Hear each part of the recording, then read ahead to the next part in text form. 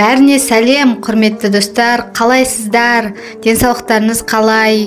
Бүгінгі видео аш қарынға не жеуге болмайды деген сұраққа жауап беретін боламын. Видеоны жалғастырмас бұрын достар, каналыма тіркеліп, лайк басып, және комментарияға өз ойларыңызды, тағы қандай видео шығарайын сол туралы жазып кетіңіздер. Және де достарыңызбен бөлісе отырыңыздар.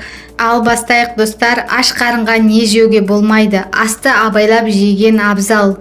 Бірінші, кофе. Ертемен тұрып кофе ішемін дейтіндерді жиі естейміз. Десе де кофе асқазанды қоздырып, сөлді көптеп шығарады екен. Ал оның әсерінен гастрит ауруына тап болуыңыз мүмкін. Келесі, банан. Бананның құрамында магний элементі көп. Ол жүрек тамыр жүйесін реттегенімен, аш қарынға банан жесеңіз, кальций, магний байланысын бұзуы мүмкін. Келесі, суық сусын. Аш асқазандағы тамақ қорытылу үшін суық сусындардан гөрі жылы су ішіңіз. Бір стакан жылы су ішіп алыңыз ерте тұрған кезде. Піспеген көкөністер.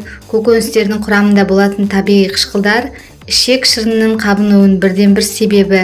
Бұл асқазандағы ойық жаралар мен гастритке алып келеді. Йогурт. Таңертең асқазанға йогурттың құрамында бактериялар қажеті шамалы.